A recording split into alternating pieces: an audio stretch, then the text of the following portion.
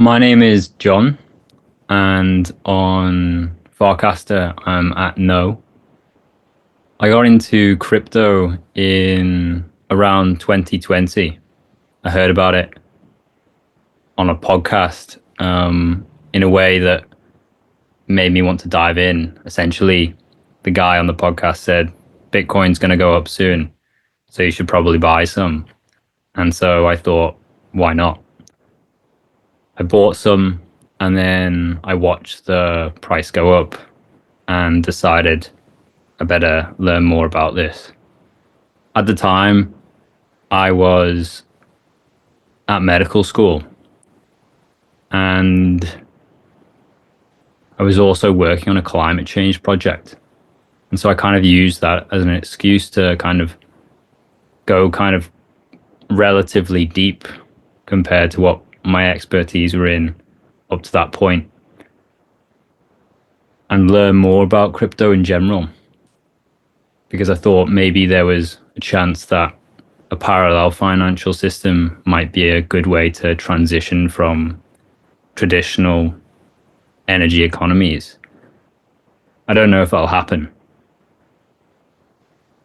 At that point, I just had an account on Coinbase, but at a certain point, I kind of got into more, through that research, I got into more, I think they were calling it fourth industrial revolution type tokens. They were kind of dystopian, to be honest. Eventually stumbled upon ETH and that kind of ethos, which resonated with me a lot more. Went a bit deeper into that and kind of transitioned into that kind of stuff. And now I'm on Farcaster, generally trying to support people to live the lives they want to live.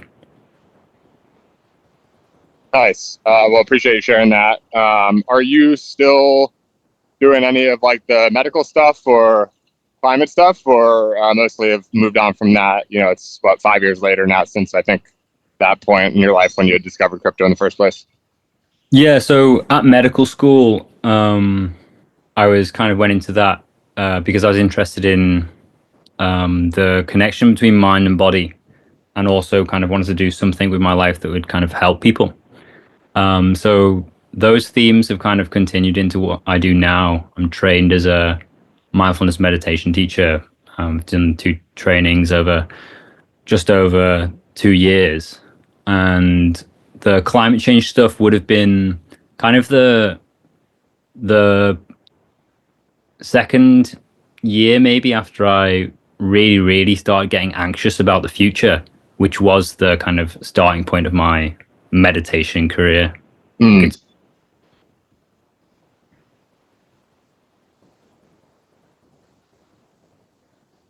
are you there?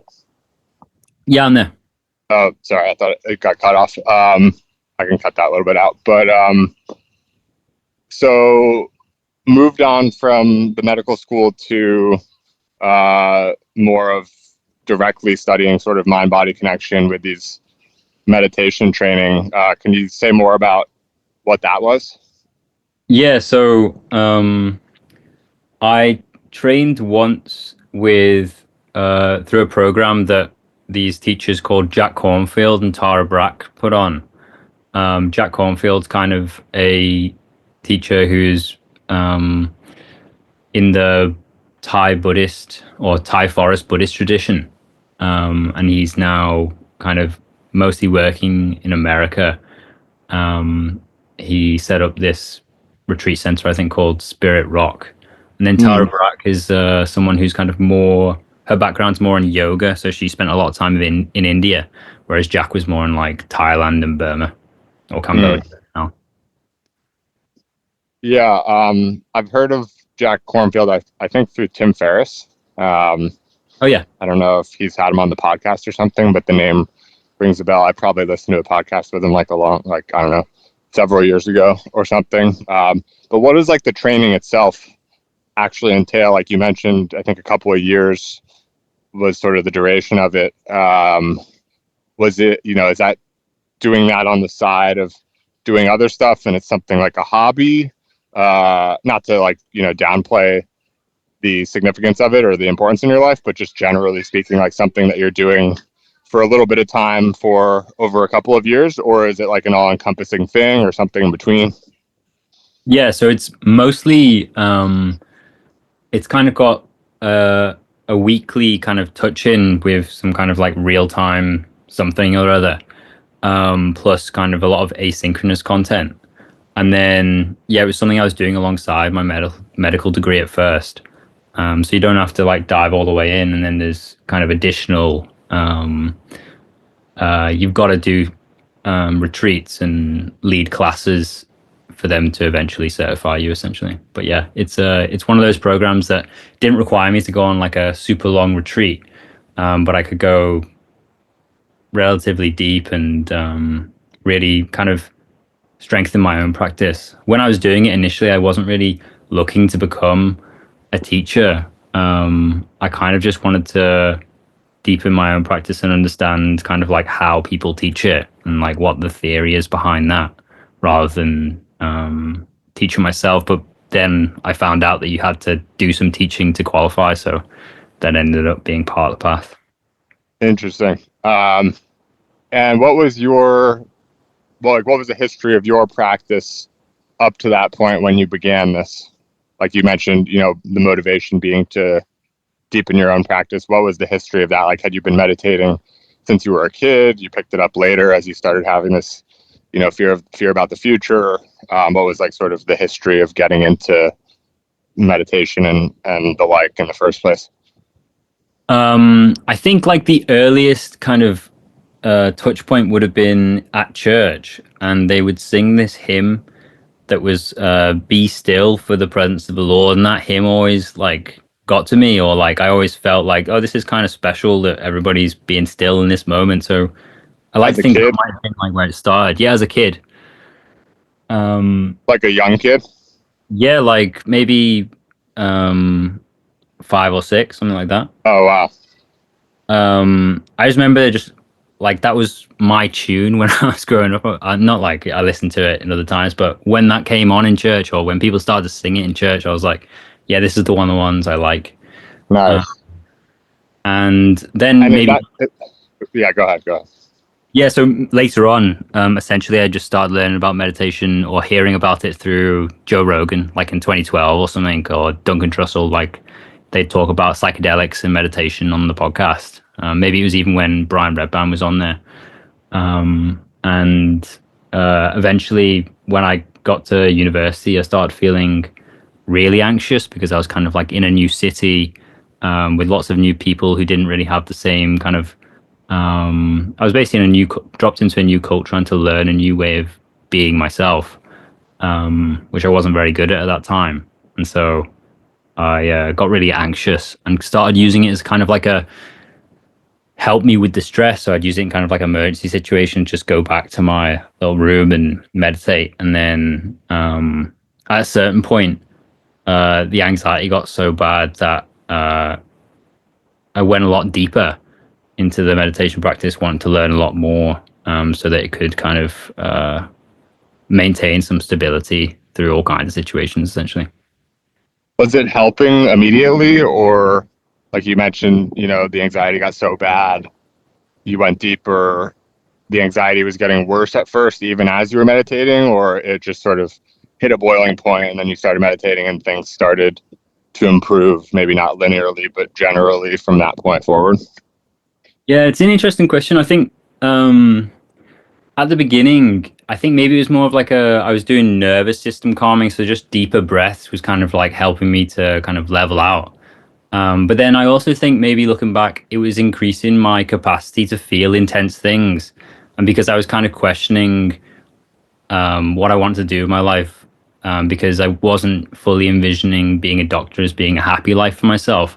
I was doing a lot of reading, and that's when I started to come into contact with like more dystopian kind of future predictions and stuff. I wasn't feeling too good about the future of the world at that point. So when those things started piling up on top of kind of just normal day-to-day stresses, then it's kind of got to a more of a breaking point for me. You used like the past tense in saying, you know, the future wasn't looking so bright for you back then. Has that changed, or do you just not think about the future quite as much, or it hasn't changed it, but you just sort of accept it'll be what it'll be? Like, what's your relationship with the future years later now, having had this practice, which sounds like it's been very beneficial for you in a lot of ways? Yeah, I think maybe at that time I felt like a bit of a victim in relation to the future. Like I couldn't stop what was coming. And that is true in a certain sense, but I think I've taken a little bit more responsibility now. I'm more willing to kind of accept and take on the more difficult feelings and kind of work with what is present now to kind of make the best of the situation and move conditions towards a future I'd like to be part of. Was it a lot of, because I know you got involved with the climate stuff. Was it a lot of, climate related concern, or AI, or different things? And maybe it was kind of all of the above, but were there like a few top things, or one or two that were kind of the big things that were kind of scary sitting in the future? Yeah, so the big three for me at the time were climate change, AI, and wealth inequalities, like a widening Right. gap. Right. And how has your view changed or not changed on those? I think with climate change, maybe I'm more positive about the technology that could help us there, alongside maybe a confidence in humans' ability to adapt. I feel like there might be, there's a certain amount of slowness to things so far that might mean we have to just deal with some shit that happens. In regards to AI, I'm not sure I understood it that well then, and I'm not sure I understand it that well now. But through my own kind of understanding of, I guess, how systems function, I'm kind of optimistic that a being or a something that's more intelligent than us would probably also be compassionate in some sense. And then wealth inequalities is something that I am really not too sure how to think about at the moment, to be honest. But I know at the beginning of my moving towards crypto, I started thinking about crypto in terms of wealth distribution, or kind of like events that kind of distribute wealth, but really not too sure how to think about it, to be honest. Yeah. With AI, it's interesting. I at a similar time, actually, in 2020, I had just left my first job out of school and had tons of time, especially once COVID hit, and I decided basically I'm not going to try to find my next thing right now. It's like kind of the worst time in the world to look for like a new job. So I'm just gonna, and I'd moved back into my family home. My brother had done the same, and we were living together in New York. We got really lucky and bought rented an apartment together, and that was supposed to be my, like, when we did that, I'd come back from travel after quitting, and that was supposed to be my, like, okay, moving back into New York. My brother was working in New York. We're gonna move in together, and I'm gonna find a job. And then COVID hit at like maybe 45 days into our lease, and we got pretty lucky because we were looking at, in the same building, at two units. One was a 4-month lease and one was 24, and we just looked at the 4 as being basically 16. We figured we'd just get it and then renew it. But when COVID hit like a month and a half in, we moved out and moved home, and my brother's company had a bunch of layoffs, so both of us were out of work, and it became like a very pleasant and surprising time, I would say. You don't really expect to have time with your family at home soon after graduating college, in like this unusual time of COVID. That was, everything just slowed down a ton. So it was interesting. And during that time, I was basically running and writing and reading. And with the reading, and the writing to some extent, particularly, I was like sort of going down a few different rabbit holes that I had sort of had in my peripherals, but just didn't really have the time or didn't make the time to, you know, get into it all while I was working. And that was basically crypto and longevity and climate change. And I don't know, like I went, you know, I got pretty into the climate stuff for really just a few months or so, and just sort of came out with the, you know, sort of perspective that there's this is a lot more, there's a lot less black and white than I had sort of understood it to be. And there's a lot of questions here that I don't really know the answer to after learning more. Like the more you learn, the less I knew in a way. Because if you don't dig into it, you just, you know, the headline is climate change is really bad and coming fast, and we're either all screwed if we don't fix it quickly, or we've already actually passed the point where we're all screwed and there's nothing you can do about it. Neither of which is a very pleasant, you know, perspective. Yeah. And so after sort of getting to that conclusion of like, hey, there's a lot of actually like sort of pretty reasonable seeming people on a bunch of different sides of this thing. And because I don't know, I'm probably just better off not choosing the perspective that everything is screwed. Because like, if I don't know, then, and it didn't seem to me that I could know either, which is different, because if you can know, then you're just sort of like choosing ignorance. But I was like, I don't think I can really know here. I can keep going further and further and deeper and learning more and more. I'm probably convincing myself to get conviction in some certain perspective. But in general, I was like, I don't really know. This is a very long-term thing. We're talking about like the changing of the climate of the earth. So I'm just going to kind of put this one on the back burner for now. It seemed more political in a way than anything else. Not to say that I really agree with either side necessarily, certainly not completely. And so anyway, I sort of put that to bed. But then crypto obviously took a lot of my interest and has only continued since. And then lastly, longevity was super interesting. This was, like I said, 2020. So it really like the core thing that was interesting to me wasn't so much like put your blue light goggle or, you know, blue light glasses on at night or whatever, and like do the sauna and stuff. Well, it's interesting. I respect that stuff. It's fine.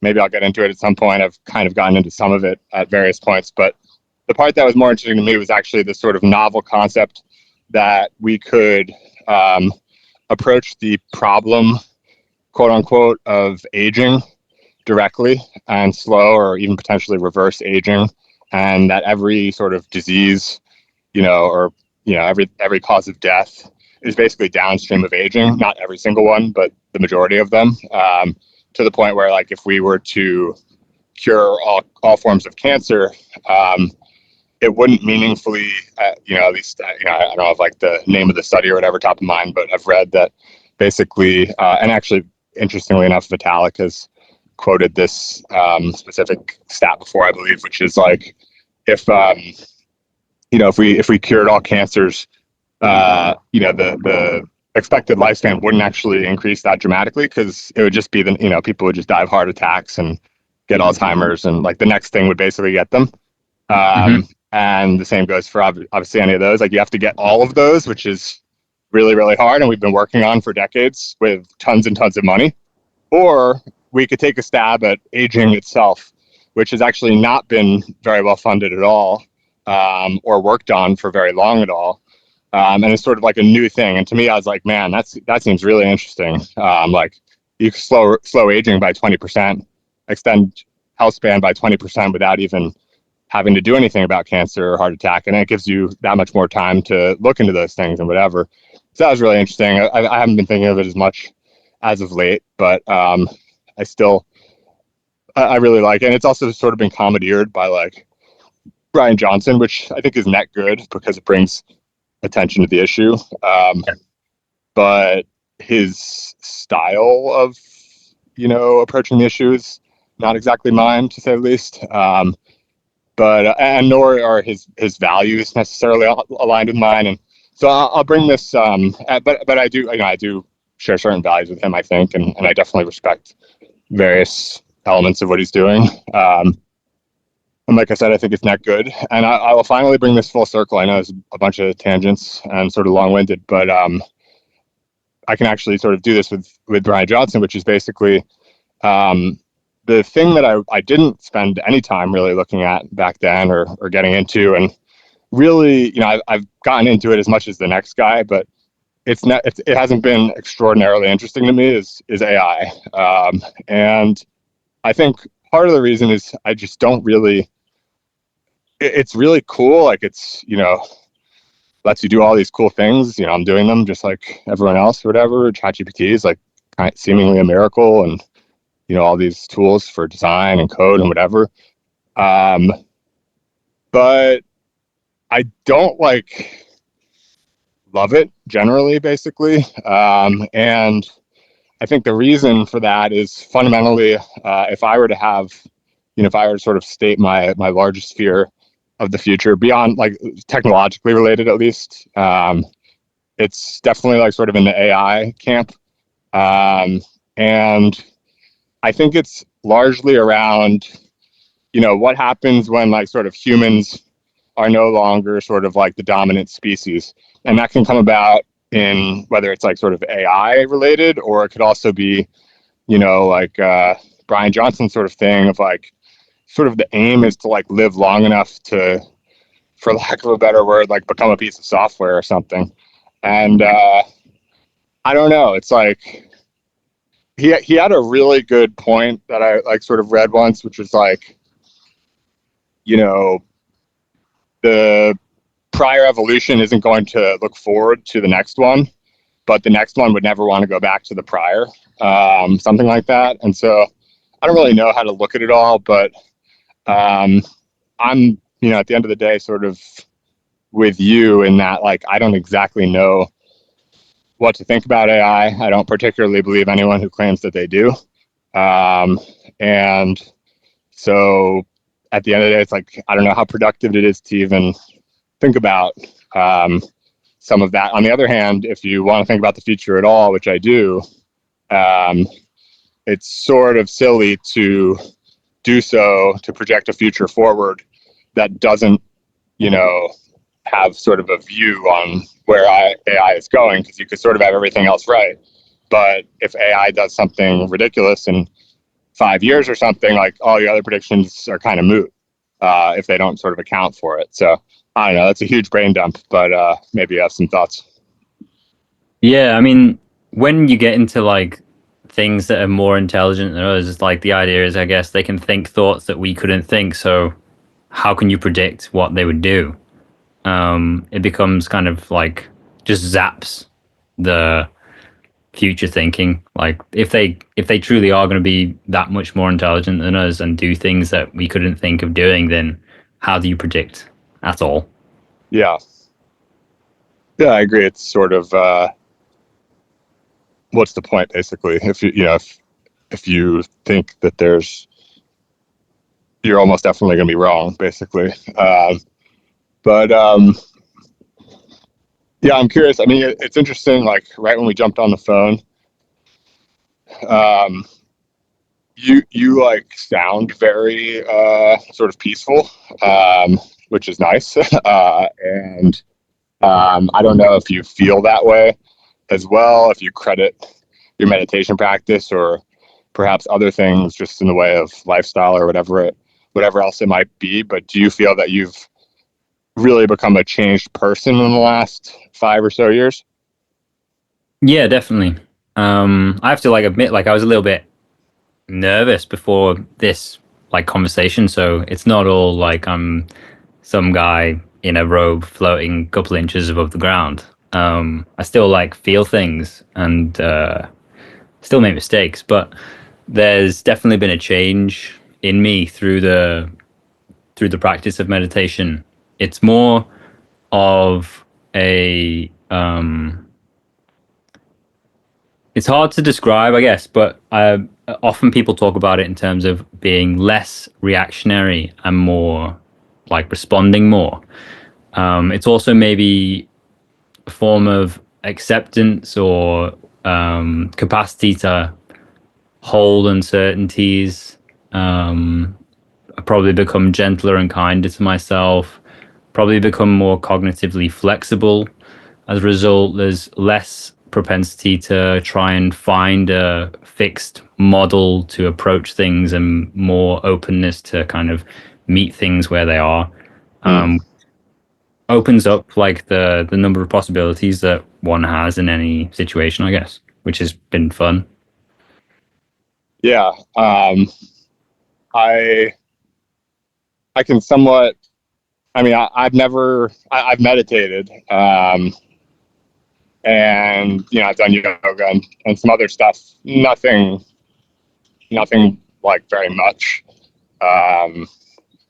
But I feel like I'm sort of inclined towards a lot of the same things that you just mentioned, more so than most, but not as much, obviously, as a lot of others. And it's interesting. Like, there's this. Trying to think how to introduce this, but basically, there's this idea that I have that there are people who can like meditate for like 20 years. I'm just picking like an arbitrary, meditate for a long time, spend their whole life sort of like working on, quote unquote mindfulness and whatever else it might be. And over that time, they get better and better at, not living in their head, not having as many fears and whatnot. Just all of sort of the, I can't list them as well, but like being more present in the moment, all of these sorts of, pretty objectively seemingly good things that come out of, these sorts of things like meditation and whatnot. And then you have, and they can get there. But it's always, there's always sort of like more work to be done, better. You can always sort of improve and whatnot. And then there's people like,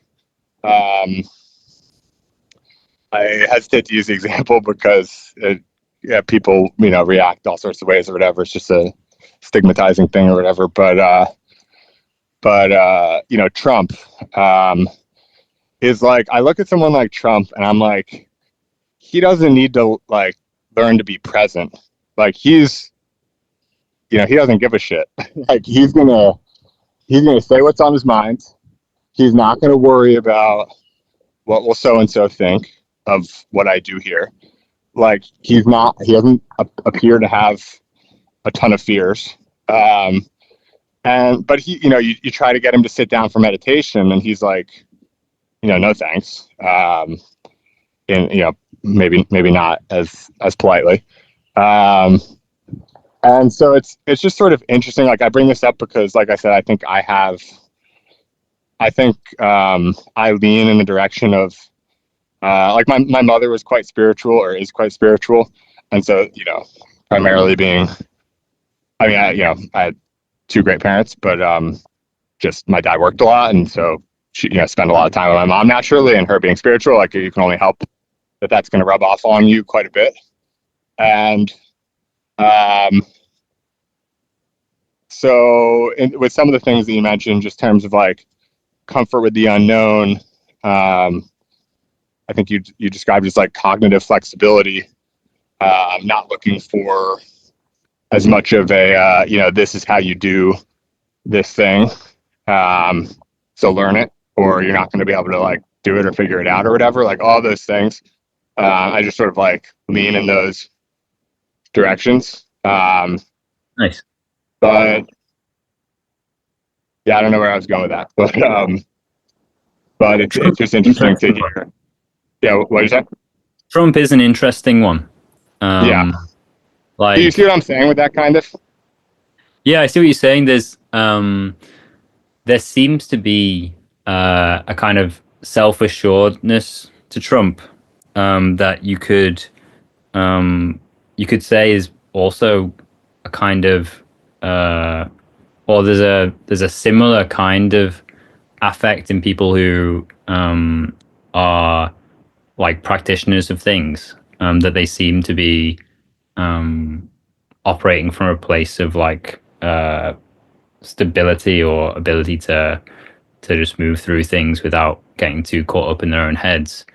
I'm not too sure that, one of the things, I guess Trump isn't universally liked. I'm not sure that anybody is, but I don't know. I guess maybe then it becomes more about like externalities. Like, I guess it comes back to like what kind of world do you want to live in? And I'm not sure what kind of world Trump wants to live in.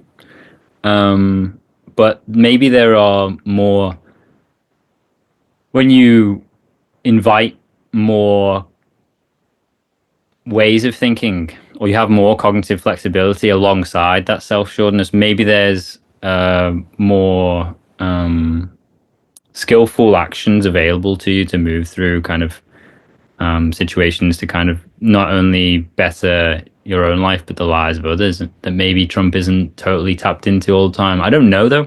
Maybe he is. Maybe Trump is some kind of, maybe you could say that if there's some kind of overarching God or something that's writing this all out, Trump's playing some kind of part that leads to an unfolding that is ultimately good. You know? How do you, if you don't mind talking about it, and you don't have to, but like, how does religion, you mentioned like church as a kid, just now the possibility that there is like, some larger God or whatever you might call it, pulling the strings. How does that, or does that sort of intersect with your meditation practice, yoga, things like that? Yeah, I guess it does. I guess like where the thoughts come from is a good way to maybe talk about this. Like in meditation, sitting down, watching my own mind, there's maybe the kind of thinking where I can direct it. And then there's also just the thought of what am I going to have for lunch that pops up after I've been thinking about something seemingly more serious. There's no kind of, some lack of control in the unfolding of conscious experience that also seems to have kept me alive so far. So yeah, I don't really know what to do with it. I'm not sure that I am someone who says that there's definitely a God and everyone should think that. But nor do I think that, the religions that believe in a God are wrong. I think there's something that all the religions are perhaps tapping into that tasks everybody who practices within them to kind of look towards similar kinds of worlds or ways of being. I think you could compare Jesus and the Buddha in a way. They were both people who were spreading a message and living in a way that seemed to help the people around them. Yeah, it's interesting. That's like a simple but fundamental and true way of comparing the two. And I tend to share your view there as well, which is I don't like subscribe to a particular religion, but I have a lot of respect for a lot of religions and religious people, people of faith. Like I like sports, and so you'll watch often like a football game in particular. Like football players seem to be particularly religious, I guess, versus other sports maybe not. I don't know, but a lot of times you'll see like a post game interview and they'll say all credit to God and things like this, and you can really just like, I mean, maybe not all of them, but some of like a lot of them, you can really see like that they mean it. I mean, the extreme example would be like a Tim Tebow, if you're familiar, where these guys are just sort of out there doing their thing, and there's just a tremendous amount of faith that, like, there's also this guy, I'm trying to remember this story. This guy played basketball at Florida University, got paralyzed in like a really bad, just sort of tragic and unfortunate accident. He was like this, stud athlete, and suddenly wheelchair for life. And came out of it all, like I read his book and came out of it all with just like such a positive perspective from basically leaning on his religion. And I just think that's like such a powerful thing where it's like, for me personally, like, I don't think it really matters if you're right or wrong, if there's even any way to say. Sort of going back to what I said earlier on climate change, it's like, I tend to believe that if you can't know something, it doesn't hurt to believe like sort of the thing that's going to be more useful or like beneficial or even just pleasant to believe. And so, if you can't know if there is a God, or if you're a certain religion, if your exact religion is correct in every way or some ways, or which ways it is and which ways it isn't, like if you have confidence that having faith in it all is good for you, then like it probably will be, is sort of my view. And I think you can find that in Catholicism or Buddhism or Judaism or anything, or maybe not anything, but a lot of these, a lot of religions and other sort of quasi religions for that matter as well. Yeah. So, but I don't, I haven't really developed the spiritual side quite as much. And just to sort of, bring that from more of a conceptual thing to concrete, like what, we talked about sort of early on, like in college, I think, going back to your room and meditating and things, but like, what's your, these days, what are the things that you're actually doing to maintain this practice, or does it not require very much maintenance? Are you, meditating this way for this much time, or doing yoga? Are there other components? Is it writing and doing other things? Yeah, so I have a daily meditation practice. So I would meditate for, I think it was 50 minutes this morning. And 50? 50, yeah. Okay. And just before we got into the call, I did a little extra meditation for like 12 minutes or something. The meditation is, sorry to interrupt, but that's 50 every morning, roughly.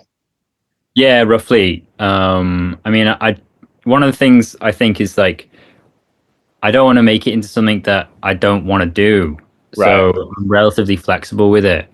So for instance, I might meditate on the train some days for like 10 minutes. But usually if I'm at home, 45 minutes in the morning on the cushion is kind of like what I aim for. And if I miss a day, I miss a day. If I don't hit 45 minutes, I don't hit 45 minutes. Because I haven't got time. Usually I'll maybe just do 20 or 30 minutes. And if I decide I want to do an hour, some days I'll do an hour. So it's like, whatever works. Yeah, and I don't want to approach this as if I'm like seeking a prescription or trying to like get you to prescribe, myself or anyone listening for like, this is the right way to do it. I'm more so just asking from curiosity as to your, what has been, where you've come to personally, what works for you, not to suggest that it's, but I'm very basically suspect of, this is the way to do it or whatever. And so, and I want you to feel like you're sort of doing that. But I'm curious to get into sort of the nitty gritty of like, are you setting a timer? Is this like you're waking up and you're meditating as the very first thing you do? Like what are the sort of granular details of the meditation for you? And have they changed over time, like near term, or it's been like this for quite a while? I can give you granular details in terms of like technique. So, but in terms of like when I do it, I try and do it in the morning after I wake up. But that might be before or after breakfast. I'm really quite flexible with it, I think. It hasn't always been like that. I used to do like strictly 20 minutes every morning. I've done strictly 1 hour every morning. I've done not meditating for 4 weeks and then meditating for 4 weeks. I went to India recently and Didn't meditate at all, but I was doing a lot of like internal mantra repetition. It's more so about returning to the present moment. And like one of my teachers called David Nickturn, he has this turn of phrase, which is suddenly free from fixed mind. And so it's just kind of remembering it's like openness as an authority. Like any direction is possible from here, but it's also an entire acknowledgement and acceptance of kind of the reality of what's here. Because, I can go along believing that I can cross the road, and because there's some kind of thing looking after me that I won't get run over, but the reality is that I might get run over. So openness is kind of the practice. And meditation, sitting down every day, is finding a posture which is kind of supportive of returning my attention to the breath over and over again in a kind of relaxed and gentle manner. And do you typically, like, I understand the start time is variable and it's very different, but it's maybe somewhat analogous. Like to try to relate it to, my own experience. I'm like when I started fasting, like intermittent fasting, I don't know, 7 years ago or something. And in the beginning it was like, stop eating at 8 p.m. and don't eat until 12, noon the next day. And it was pretty rigid, like, and heavily defined, similar to, 20 minutes every morning or 60 minutes every morning or 4 weeks on, 4 weeks off. And then now, it's been several years, I still intermittent fast basically, but I don't even really think, like, it doesn't even, like, it's not something I think about ever. It's just most mornings I don't eat, and most nights I don't eat late night. And like, there's no specific time. I'm never looking at the clock. If I'm hungry late night, I'll eat, or even if I'm not hungry. And I just am, it's not like the best thing ever. I don't believe it's good for me, but once in a while, late night, you want to eat, even if you're not hungry, and I'll eat. Cause like, it's just, it's fine.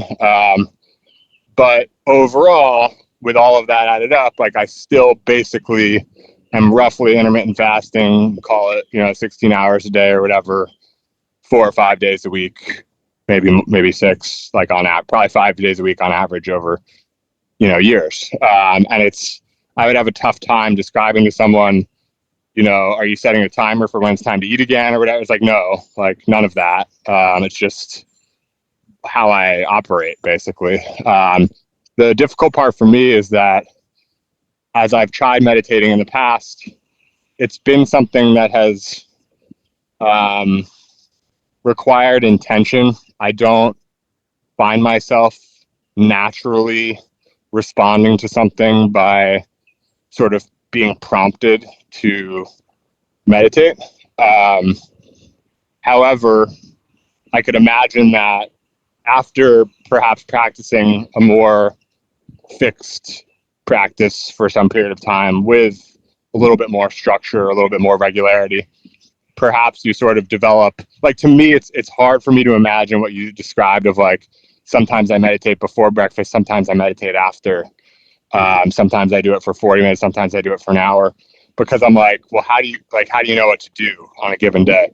But if it's anything like sort of like the fasting, maybe it requires a bit of structure up front over really, fairly long period of time to then eventually be so accustomed to it that you can basically just flow with it as you've described, in a way that maybe like, I would have quite a difficult time doing in regards to like meditation. Yeah, I think because I've been meditating, I would say I've probably been meditating regularly for about 8 or 9 years, with kind of maybe months or two, like near the beginning, I would take 1 month or 2 months off occasionally because I thought, I've cracked it and I'm good. And then realize that, oh no, the mind is kind of collecting and accumulating things all the time. And this is a practice that helps to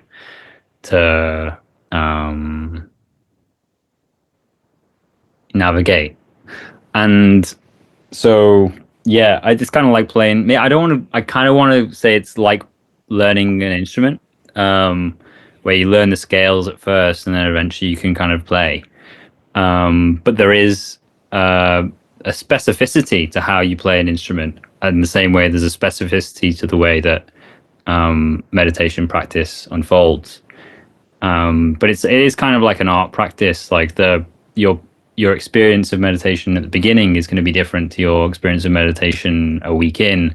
Even through one meditation sit, I could get to a peak of really, really wanting to stand up and give up, and then the next 10 minutes after that peak has kind of peaked are kind of more peaceful and relaxed somehow. Even though 10 minutes ago I was like on the burning edge of wanting to stand up. And then over time, I guess I've just began to trust the practice more and more. That it's the things that arise whilst I'm sitting are things that, when allowed to unfold in their own naturality, are kind of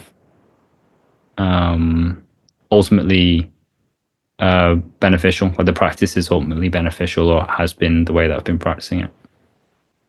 Are there other things that you do, such as yoga or anything else that's really that even compares to the impact you feel that meditation has had for you over the years, or is meditation really the main sort of piece? I would say books and psychedelics, probably the two things that kind of, I would say, weave into the whole thing. Okay, interesting. Can you elaborate on that? Yeah, so books is like studying. So you read how other people have related to the experience of having a mind that thinks and a body that feels and a life that is full of uncertainties. So there's many people who've studied different spiritual paths or done different spiritual practices that kind of describe things in ways that help me to relate to my own experience. So I've done a lot of reading of different Buddhist teachers, majority, some kind of. I'm reading Miles Davis's autobiography at the moment, which is interesting. I was going to ask: is there a balance between reading people who are explicitly sort of writing about the relationship versus others where the lessons or the perspective that you can take away from might be just more implicit, and they're not explicitly sort of studying, how people, like basically what you said. Yeah. There's a balance. I mean, the stuff which is written with the intention of like delivering some kind of wisdom is often more potent. But I think the stuff like Miles Davis's autobiography, there's implicit stuff that maybe is a bit more subtle sometimes, or there's maybe it's even more relatable at times. Would probably be the best way to put it. But there is good stuff in the stuff that is explicitly, I'm looking at a book right now called Diligence by a Tibetan Buddhist teacher, and that's just like his whole job is to teach meditation and Buddhist thought. So that stuff is like every other sentence is like, oh shit, I can stew on that, Yeah. Do you have a like a holy grail of your favorite or top few of these sorts of books? The book that I started with was by a Vietnamese Buddhist monk called Thich Nhat Hanh. He was nominated for the Nobel Peace Prize by Martin Luther King Jr. And he wrote a book called The Miracle of Mindfulness. And then there's Chogyam Trungpa Rinpoche. He's written books. Meditation in Action is a good one. Yeah, those two come to mind. Interesting.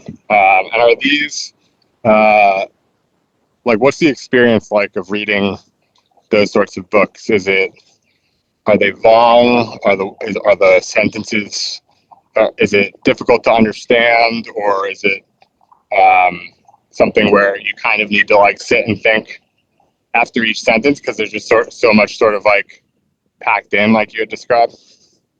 Yeah. I mean, occasionally it's like, occasionally it's like music, so it just like hits you in the right spot, and there's not really, you don't have to think about it. Occasionally I can reread a sentence multiple times. Other times a sentence will come back to me like 5 6 months later, and it'll apply to a situation. I'll be like, oh yeah, that is true here as well.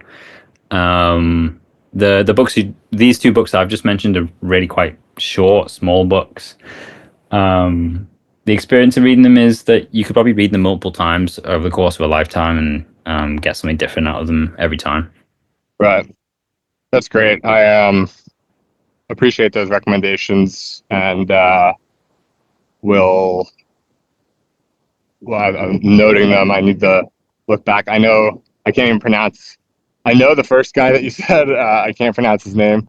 If you did it again, maybe I could. The second guy sounds like I need to go back and work a little bit before I could even come close to that pronunciation. But I will sort of run this back and grab those titles because I've enjoyed the conversation, and I think I have I feel like I could I'm sort of due to read something like this. Not in that it's like necessarily a requirement or anything or an obligation, but I just feel like I've been going like very fast lately, and I feel like I enjoy the seasonality between living what I can best describe as sort of fast and slow.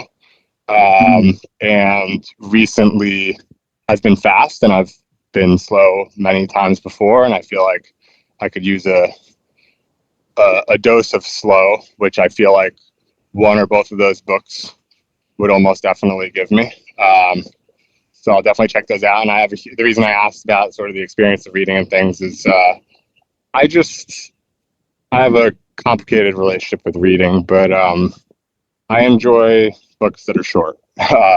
Is the bottom line, and not overly complicated. And of course, there's always you can infinitely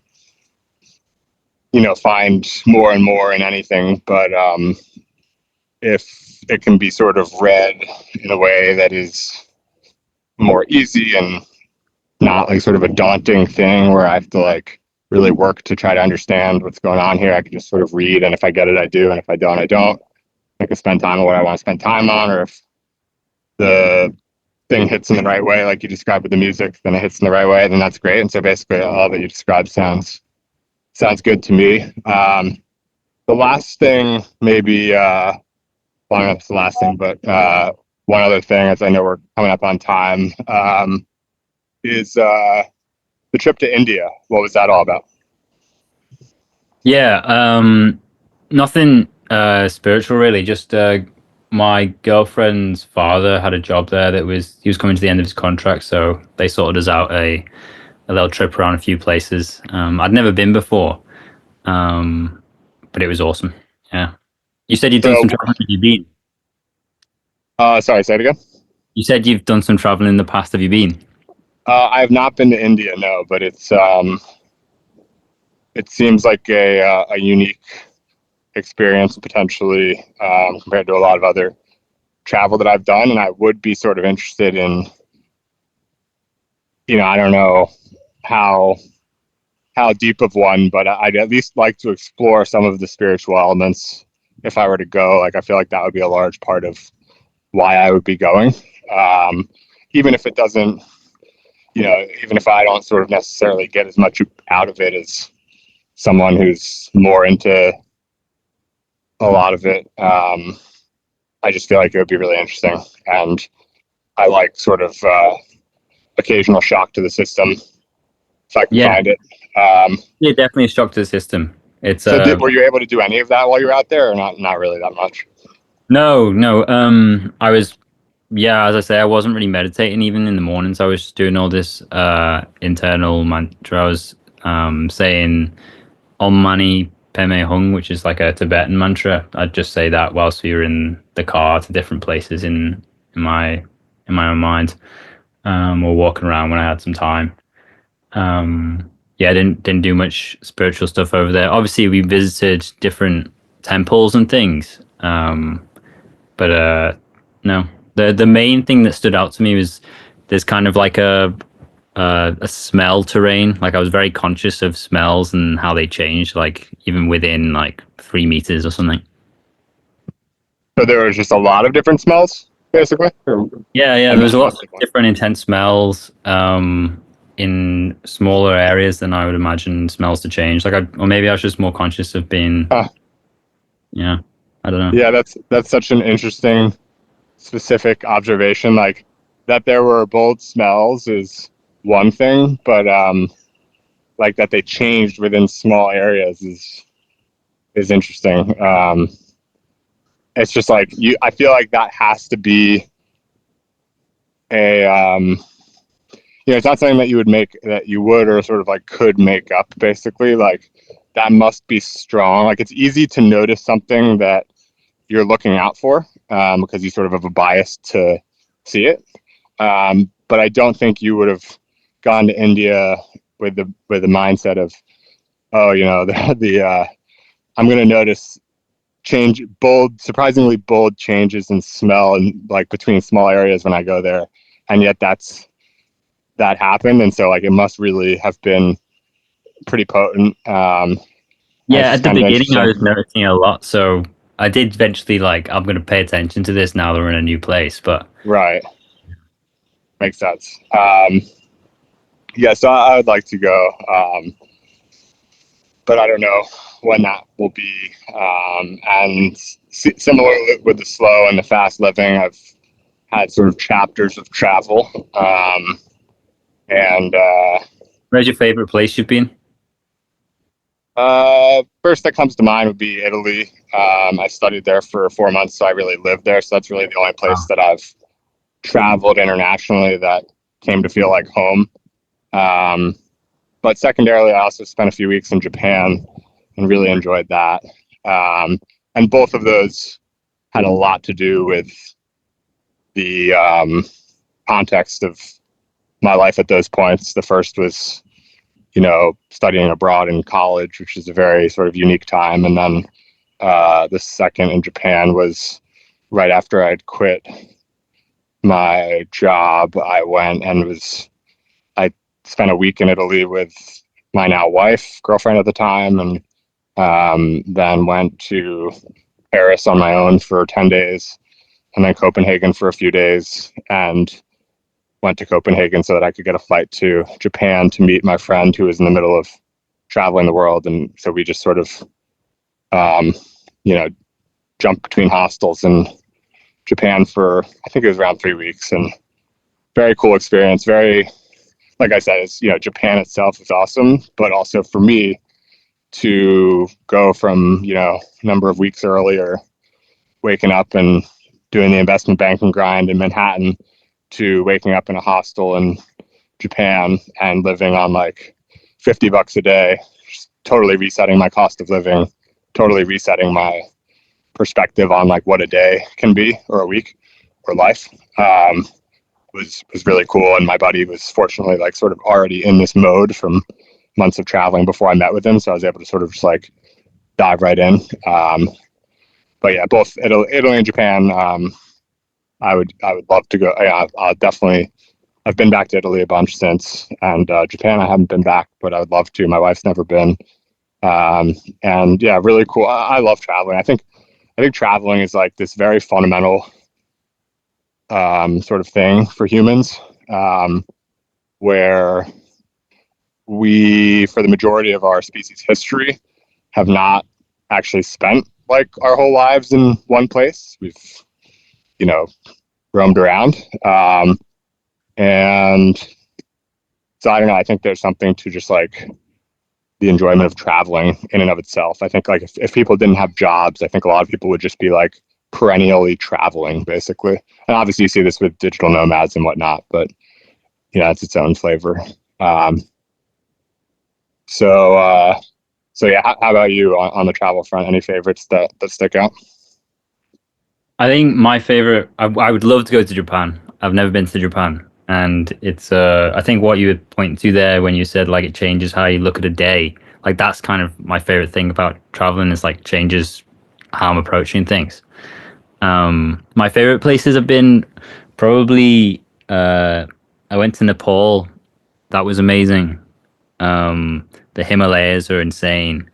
And the people are lovely. And I guess I did a lot of hiking in New Zealand, on the South Island. Mm, I'm a bit of a sucker for mountains and sunrises and sunsets, so that was amazing too. awesome. Lastly, we got time for one more, sort of a specific and more of a general question.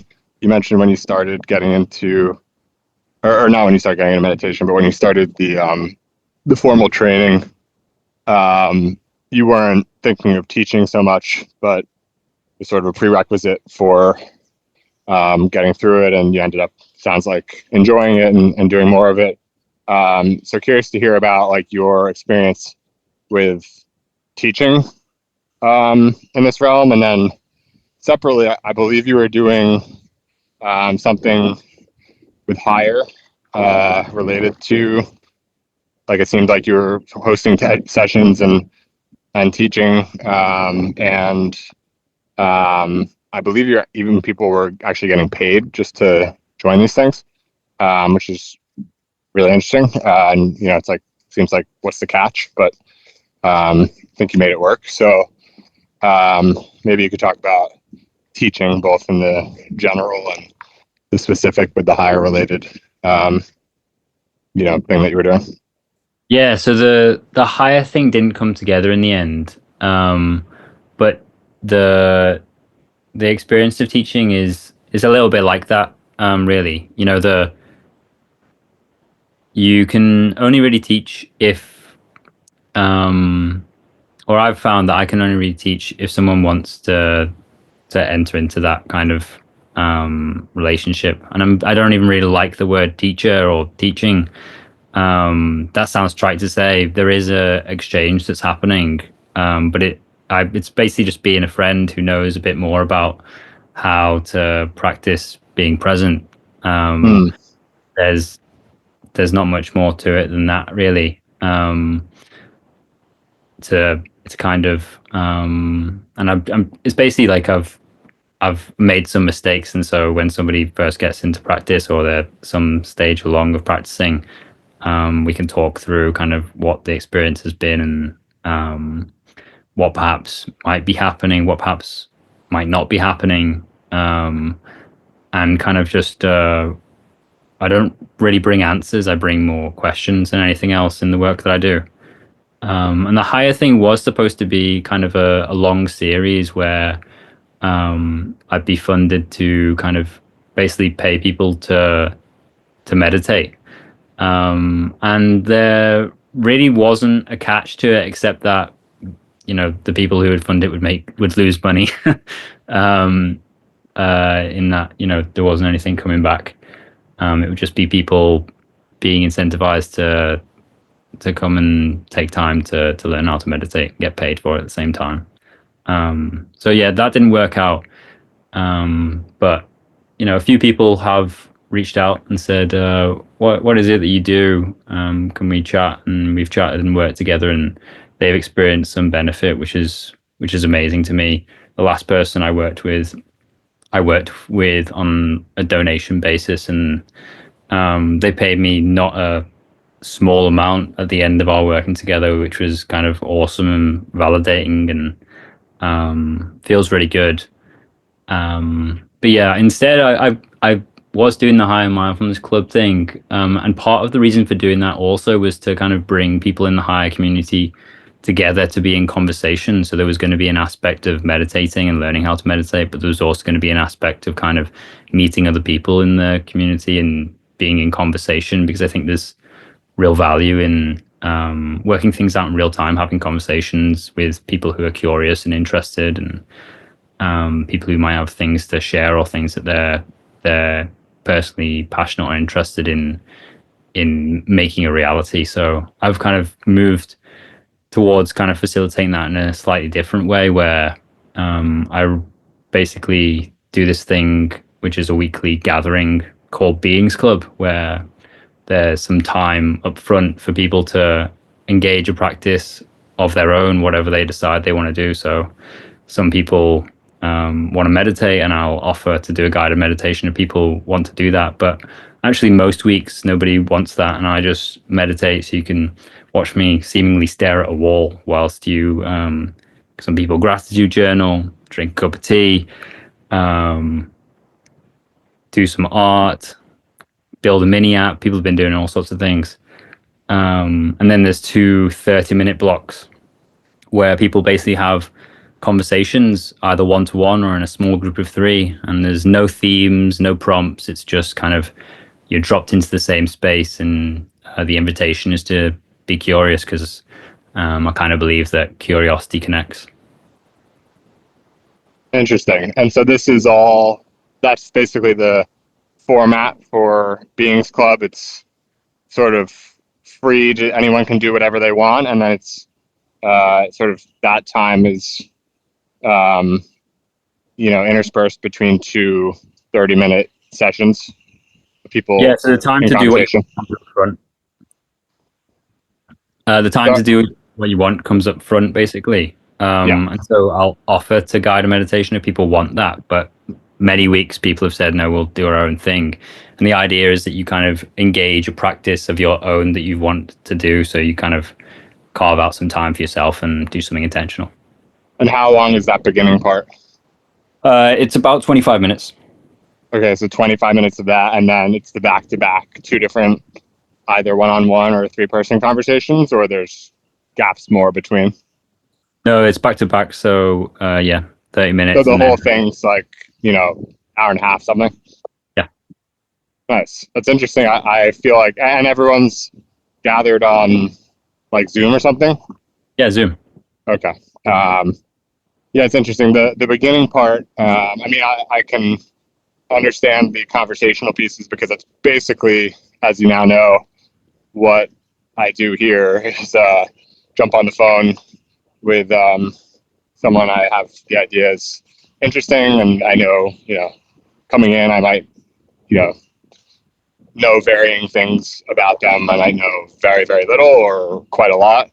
And regardless, just jump into a conversation and go with the flow. And it generally ends up being enjoyable and interesting and all the above. But the beginning part is more foreign to me, and just seems interesting in that, like, everyone can join and do their own thing, from meditating to just chilling with a cup of tea or building a mini app. It's like so many things of such variety, but the fact that everyone just jumps in to do them together, and it's like sort of known, like, this is the period of time for that, and after that we're going to have some conversations and then we'll call it a day. Seems like a good time. So how can people can people get involved in that? Do you have like open slots, or is it like something that you want to keep relatively small? I do want to keep it relatively small, but we do have open slots, and there's going to be a way for people to try it out for free, see if they want to get involved, basically, because it is a paid membership. So essentially, you'd want to go to the Beings Club channel on Warpcast, so that's beings-club, or space2be.xyz/open. I've got this thing that I want it to be relatively small, so that people, like, the conversations that people have are with people that they eventually get to know, real relationships can form, and hopefully some people do some cool stuff together. But yeah, at the moment it's been relatively small. 6 or 7 people were part of the first 3 months. We had a break whilst I was in India, and we're coming back on May 18th for this open free-for-all kind of come if you want kind of salon, and then after that will be members only. Nice. And what do you think is the range of like a good number for this sort of thing? Yeah, I've been thinking about it. There's Dunbar's number, but even that seems like it might be a bit too high. Yeah. Someone said to me the other day, maybe it's like classroom size, so like 30 to 40, which feels about right. But also think that we might be able to double that to maybe 60 and it still be okay because maybe not everyone's going to turn up every week. That's kind of, people should have their lives alongside this cool thing. So yeah, maybe 60s around the max. Yeah, I know Phil from Warpcast to is a friend of mine. He's talked about like trying to find that ideal size. I think at the time when he was like he put out a survey for it. I think it was for a book club that he was doing at the time. And it's just an interesting question. There's like the right size for all these different things that is variable, like the right size for a group chat, the right size for a book club, the right size for what you're doing, classroom, etc., and then all the way up to Dunbar's number and whatnot. And I don't know the right answer for any of these things, but it's always just sort of interesting to consider because I think the dynamics just change so significantly. Maybe not on the increment between 50 and 51 people, but the difference between 60 and 20, like the whole thing can change potentially. And so finding what the right number is an interesting question, I think. But I mean, you're starting with, 6 or 7. Seems clear that it should be able to handle more than that in a way that probably will be additive. And Yeah, I feel really lucky. I feel lucky yeah, that it's like been so small so far. And it's going to be a slow burn if it continues long into the future because it's an experiment, really. cool. Well, hopefully some, maybe a couple people will listen to this and check that out. I'd be interested in joining for one of the, one of the early sort of test runs, just seeing what it's all about. And yeah, I appreciate you taking the time today and enjoyed the conversation. Thank you, Jake. Thank you. All right. Have a good one, man. Bye bye. Okay.